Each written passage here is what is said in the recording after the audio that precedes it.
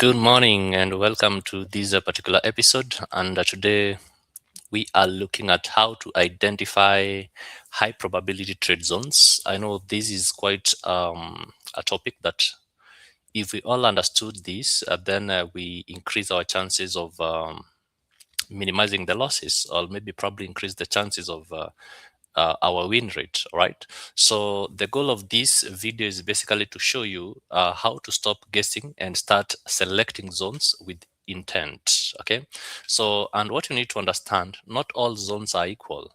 And if you treat every support or resistance level the same, if you treat every demand or supply level the same, if you treat every order block the same, you will keep taking average trades and therefore getting average results, right? So you realize that most traders draw dozens of levels on their charts and hope price to react. But high probability trade zones aren't random lines, all right? They aren't random levels. They are basically areas where liquidity, structure, and timing aligns. Those three things are very important. Liquidity, structure, and timing, they have to align. And in this video, I'll show you how to identify zones that actually matters and ignore the rest. All right. So this video is for traders who feel overwhelmed by too many levels. Enter every support and resistance, enter every order block, enter every supply and demand level. They get wicked out before price moves, or probably they struggle to decide which zones deserve their attention, because I've always seen traders sharing a screenshot to me via my WhatsApp, basically confirming which zone should I trade, which zone should I trade. And yes, of course, I give guidance, but sometimes it takes courage for you to execute somehow by yourself so that you can gain that confidence, because you'll not always rely on asking which zone is accurate. And again, I might not really be able to respond real time. So by the time I'm seeing those texts, sometimes the price has already gone, right? So if your chart looks busy, but your results don't reflect clarity, then this video is going to fix it. Right? So, and here is the shift that I want you to have. I want you to understand that a high probability trade zone is not just price level. It's a location where imbalance, liquidity, and timing intersect, all align. So where these three, that is imbalance, liquidity, and timing, where they align, probability increases dramatically. That doesn't mean you won't maybe probably take losses, but what you are saying is that probability will increase dramatically if you align imbalance, liquidity, and timing. Okay, so let's begin by understanding what makes a zone high probability. So a zone becomes high probability when it has three things that I am going to share with you. The first one, a zone becomes high probability when it has liquidity nearby. All right, when it has liquidity nearby, it becomes a high probability. For instance, all right, for instance, um, what you need to ask yourself, okay, what you need to ask yourself is, where are stops resting, so that you can be able to identify where liquidity is high, because where stops are resting, that's where liquidity is high. Okay, you have to ask yourself, where do we have maybe above, do we have equal highs, below, do we have equal lows? Okay, then you want to look at the obvious breakout levels, right? Where are the obvious breakout levels, right? And this is something that I'm going to illustrate here. Let me share my screen so that you can see what I'm talking about. So when you look at this particular piece of price action here, what we are seeing liquidities, right? These are liquidities, okay? These are liquidities, right? This is where liquidities is resting. All right. So, and the moment we see the price give us this kind of a scenario, comes and takes out this liquidity, right? So that makes it it creates some attention, or it creates something that you really wanna like consider. You start paying attention the moment you see liquidities being taken out. You wanna pay attention. This can be sessions liquidity like Asian high, London high, New York high or lows. It can also be internal liquidities. Okay, like we are going to see at instances like this, we have some internal liquidities here. Okay, we have some internal liquidities being taken out, right? We have some internal liquidities being taken out. Okay, so all these are liquidities being taken out. All right, so you have to identify that. Then number two, structural content. Right, structural content, this is very important. Is price trending? You want to identify whether the price is trending, whether the price is ranging, or whether the price is reversing. As a structure break occurred, those are the kind of things that you want to ask yourself. So when you look at this market, beginning from maybe probably below here where we have this structural shift, right? Because this is where we had the shift, right? We had this high, right? We had this low.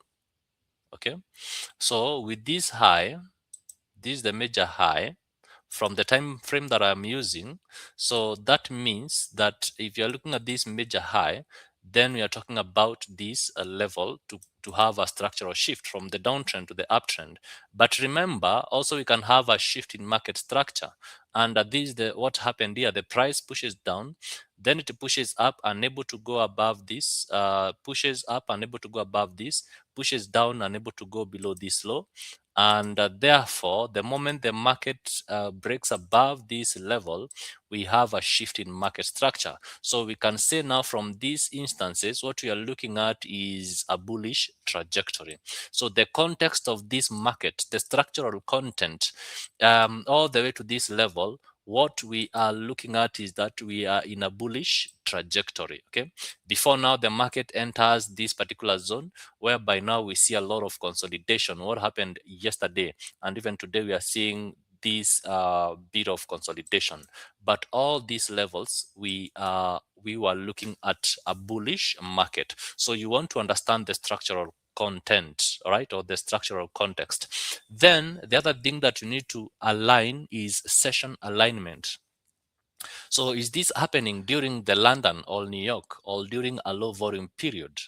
Because what you want to understand, if this now the change here, the liquidity grab here, this is happening during the London session, right? It's happening during the London session. So if you, I mean the New York session. So if you look at this one here, this one is happening during the London session, right? And now, depending on the kind of strategy that you trade, then you can now start aligning yourself. So remember, we are looking at three things: nearby, liquidity nearby, structural context, and session alignment. So when I look at these kind, now depending on my strategy, guys, I'm going to illustrate this depending on my strategy. So what we have here, this is an order block. What I've marked here, that's an order block that I've been able to mark there. Okay, and from this particular order block, because the price comes here during the New York kill zone, because I align my time or my session alignment, I also go deeper and align them with time, and therefore I can be able to take this trade I can be able to take this trade for a sell, and it gives me like around 270 pips, right? But this is the context that I want you to understand. Okay, this is the context that I want you to grab. That sell, one thing that you realized, we have not like aligned it structural wise, right? Because we are talking about structural context. Okay, so the reason why I discourage now, I was just illustrating that so that I can be able to discourage or to show you that you can also be able to get those counter trades, but they are very risky, of course, because in a trending market you want to be buying only. But mostly for beginners, they're the ones that who tends to violate this kind of or lose in this kind of structure. Why? Because if we sell here, most of the people will be targeting these liquidities, the London lows, to be taken out, but the price didn't come to that point. It went up all the way up. Okay, so then to avoid that kind of scenario, you either immediately put your stop loss at break even and take partials when you're in profit, right? All target, your target should be very realistic if you're going against the trend. So the reason why the structural context is very, very important. So if you look at this kind of market structure that we have here, so we have seen the price take out this, right? And therefore, because of that liquidity, we anticipate the market to push on the downside. Okay, we anticipate the market to push on the downside. And if you mark this level, that's where we have an order block. Okay, that's where we have an order block around this particular zone. Let me tell you, the institutions, they align themselves according to time. Okay, there is a specific time period that you find the institutions want to engage in the markets. So the first instance, when the price comes to this level, okay, the first instance when the price comes to this level, we see the price sweep this liquidity, we see the price also come and sweep this liquidity here and taps into this order block, right? Tapping into this order block. So when you look at this level, if I push this side, it also can be a support level, right? So it's a support level. We said in the previous video, we said that support level is not a decision level, right? Support and resistance are not decision points. They are points of interest, right? So then if I identify that way, then within this support, I can add some confluences, or I can add some lipsticks here, right? And now mark that OB. So it's an OB. We have a support, we have an OB. I trade the order blocks, and the time that the price comes here, okay, you see the time that the price is coming here, it's at 18 or 6 p.m. Sorry, the price comes here at 6 p.m. New York time. So that's not really a high probability setup because of the timing. Okay, because of the timing. But again, the price pushes up, and yesterday the price came to this level. Okay, so and when the price came to this level yesterday, then this could be a good point of interest to look at buys. It had also taken all these liquidities you can see here, right? We have like equal lows, so many of them around that particular point concentrated there. So took out those liquidities, and then now we had a buying opportunity, and even right now the price seems to be pushing higher. I believe we are together up to that particular point. Okay, so come back to this particular level. So let me show you another opportunity. So the price has taken out those liquidities. So the price continues to push higher. It has created a BOS here, taken these intermediate liquidities here. Okay, so we said the moment we see liquidities being taken out, we start now aligning ourselves. We start aligning ourselves. So look at this particular moment here. Okay, so this we have an imbalance as well. The price pushes down and comes all the way to this particular point. Okay, so that's a buying opportunity. We are aligning ourselves, time, liquidity, and structure, everything aligned. So the price continues to push higher. So the price comes all the way to this level, takes also these liquidities here, right? Takes out those liquidities there, and then after doing that, see how the price does. After taking out liquidities, creating some imbalance, it comes all the way to this particular order block, and you have your entry there for a buy during the New York kill zone, and the price pushes all the way up. The price pushes all the way up. That's more than 478 pips all the way up. Okay, so why are we talking about these three things that makes a zone high probability? Liquidity, liquidity nearby, structural context, session alignment. Why? Because without these three, then you'll be trading location and not probability, right? So the three core types of high probability zones. So let's look at these three core types of high probability zones. Number one, liquidity sweeps, right? So liquidity sweeps will occur where we have equal highs or equal lows, or obvious supports and resistance levels, or where we have tight consolidation. So like this one, you can see we have a very tight consolidation. We had very tight consolidation yesterday. So what we saw yesterday was a lot of liquidity sweeps. You can see that because we had very tight consolidation. Even on the downside, we are seeing those liquidity sweeps. All right, you are seeing those liquidity sweeps even on the downside because we have very tight consolidation. Okay, so sometimes you can realize that we can have like equal lows. Like here we have almost this low and this low. They are equal lows, all right, that the price comes and ships out liquidities from that particular level. Okay, so again, when you look at this particular zone, let me show you. All right, when you look at this particular level,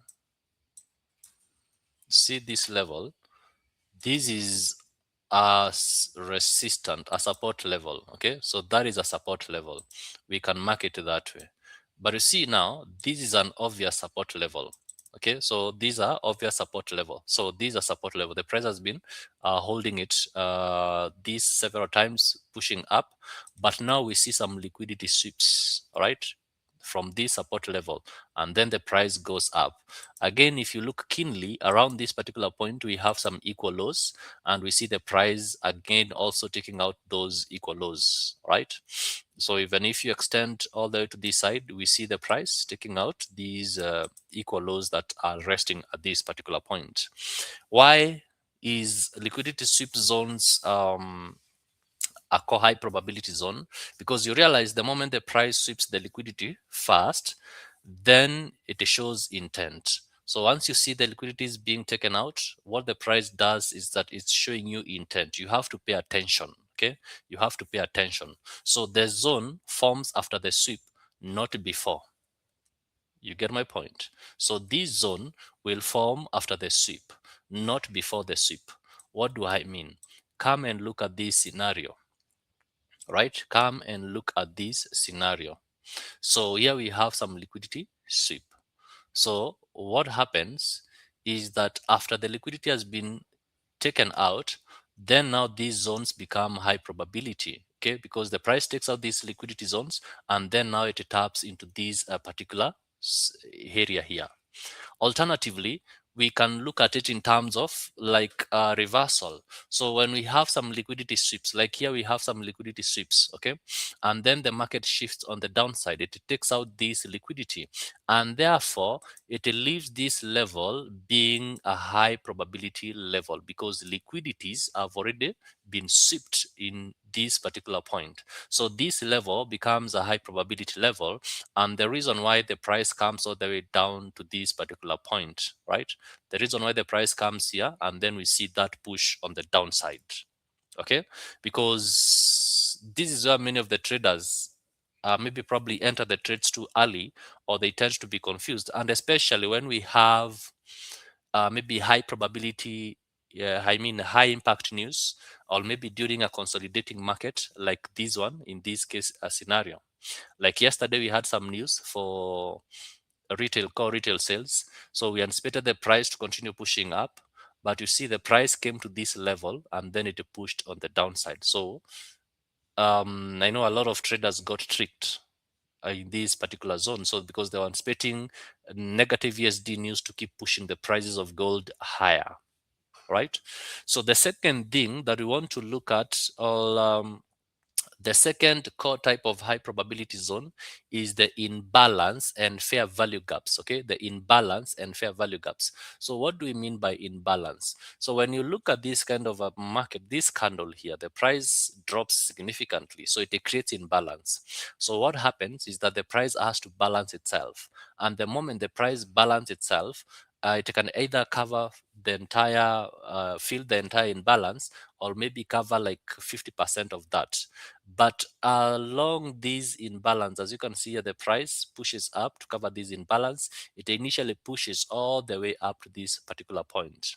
Okay, so what do I mean by this? When price moves aggressively in one direction, it often leaves inefficiency behind. So this imbalance acts as magnet. The price has to pull or has to go back to fill those imbalances. The price has to go back to fill these imbalances. Look at this case scenario. Here the price dropped very vigorously, very vigorously.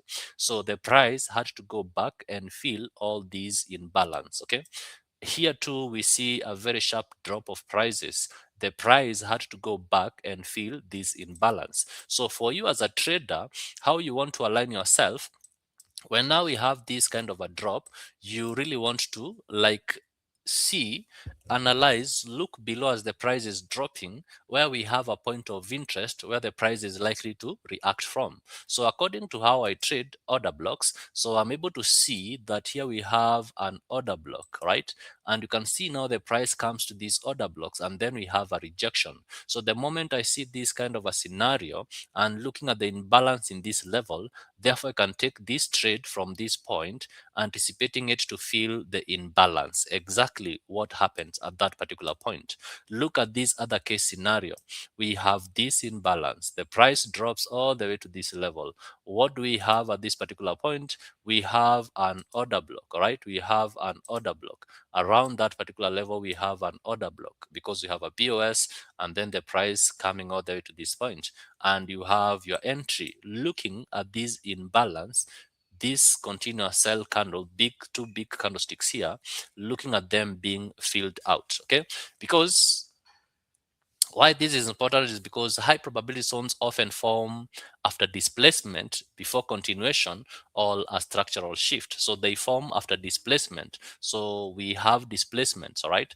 They form before continuation, and all at times they can form at structural shift when the structure is shifting. Okay, so this one forms before we see now the continuation of the trade, right? So I believe this now makes a lot of sense when you talk about fair value gap. So you want to see those points where the price is reacting from, like for instance, even within this level, see, within this level where we have an order block, within this level we still have a fair value gap. So that and that, okay, that and that.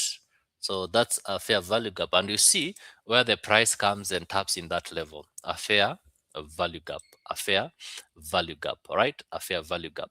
So you can look at them, a lot of them. We have a lot of them. So you see even here the price creates the displacement, right? We have displacements here, or we have some imbalances here. Then the price pushes up from this level to fill the imbalance, but still, because we had some structural shift here, what we are looking at around this particular point is this fair value gap.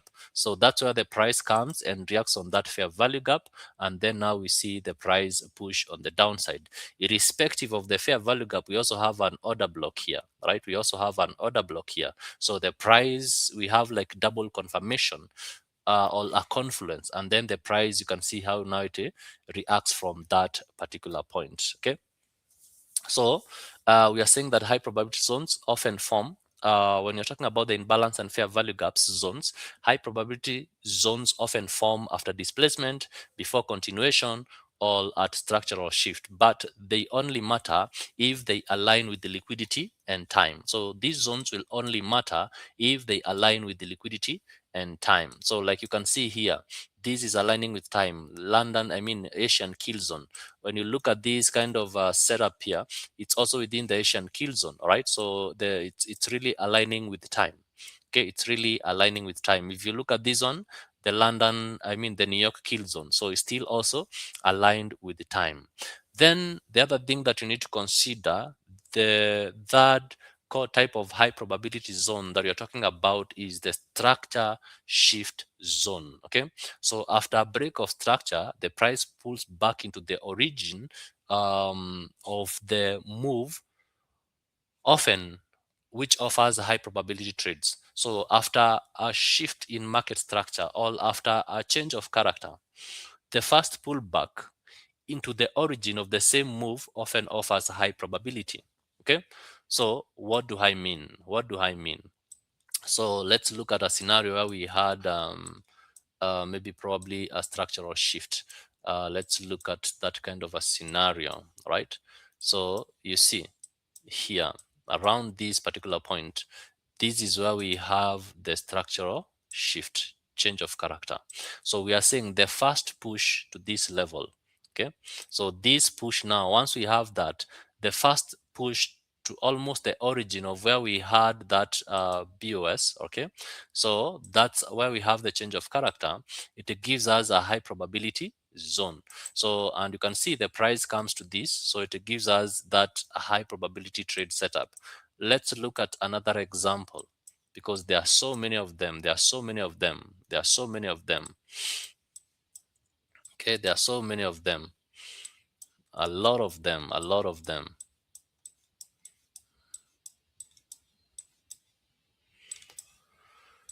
So here the market was consolidating. So let's look at this one here. So here the market was pushing on the downside, and then now this was the lowest point, so this is the highest point. So at this highest point there, we have that shift in market structure. All right, we have that shift in market structure, so all a change of character, I mean.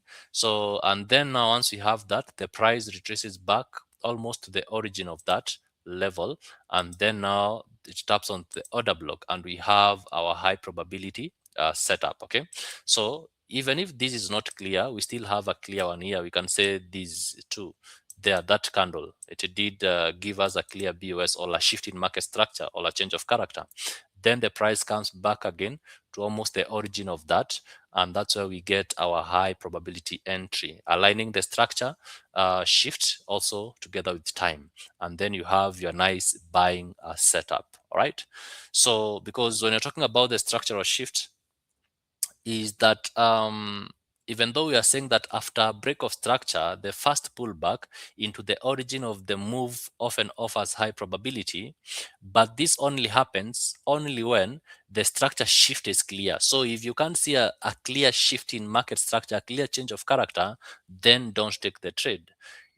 But it can only happen also when the pullback is controlled. All right, so this pullback doesn't go beyond these lows here, so it's a controlled pullback, and also it will only be high probability if liquidity has been cleared. Right, so if you look at this particular point here, there was liquidity that was cleared. The Asian liquidities was cleared. The Asian liquidity was cleared, right? So without confirmation, therefore, or without looking at these kind of things that I'm talking about, then that will just be guesswork. That will just be guesswork, okay? So, and then we are looking at what makes a zone high probability. So what makes a zone maybe probably low probability, so that you can be able to compare notes. So low probability zones usually have no liquidity targets. They don't have any clear structural context. They occur during dead sessions, right? And are based on random indicator signals. So if price hasn't really cleared liquidity, why would it reverse? So those are the kind of questions that you should ask yourself. If no imbalance exists, what's pulling the price there? If volume is low, who is moving the market? So these questions help to filter out weak setups. They really help you so much to filter out the weak setups. All right. So that is very important. So make sure you look at such kind of things. So the confirmation principle, here is the confirmation principle, and here is where most of the traders improve, or they need to improve. So don't trade zones blindly. All right, don't trade zones blindly. Wait for rejection weeks, wait for displacement, wait for break of minor structure, wait for momentum shift. Zones identify interest, but confirmation identifies intent. This single shift increases accuracy dramatically. If you're going to follow this, the confirmation principle, whereby you wait for rejection weeks, you wait for displacement, you wait for break of minor structure, you wait for momentum shift, then that alone increases your accuracy dramatically. But even with all this, there comes the other psychological aspect that we call patience. And this is what I call the patient factor.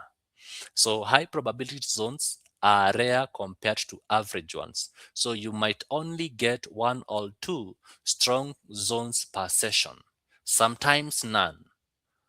But that's trading, because I've always said if your trading is not boring, then probably there's something you're doing wrong. So frequency does not equal opportunity. Selective traders do survive because they want to select the only high probability setup. But impatient traders, they donate their money to the market. So the reason why the patient factor is very important. You have to be patient to wait for the right setup. You have to be patient to to wait for the price to confirm all those things that we have discussed about. And that helps you to avoid over trading. That helps you to avoid overexposing yourself into the markets a lot of times, or so many times. Okay, and therefore it helps in terms of minimizing your risk. It helps in terms of minimizing your risk in the market. Okay, so initially, before I came to understand these concepts, I used to trade every level I drew. I had so many levels. I even marked levels on, like, my chart was so much clustered. But once I started filtering for liquidity, filtering for structure, and timing alignment, then I started seeing my trade count. All right, I started seeing my trade count drop. That I used to take like 5 6 trades in a day, but right now I usually do like 2 to 4 trades in a week. All right, so, and my win rate also has improved. Why? Because with that clarity, it replaced activity. Initially I used to do a lot of activities thinking that I'm trading, but I'm just doing an activity, I'm just gambling. But now clarity was able to improve activity. All right, so even as we've summarized this, remember that high probability trade zones requires liquidity context, structural alignment, session timing, and confirmation. And you have to understand, not all levels deserve trades. Only aligned zones deserve risk. Trade fewer zones, wait for alignment, let probability work. In the next video, I'll explain why breakout traders get trapped, and I'll break it down in terms of liquidity in simple terms, so you finally understand why price breaks levels or only reverses immediately. Until the next one, keep safe.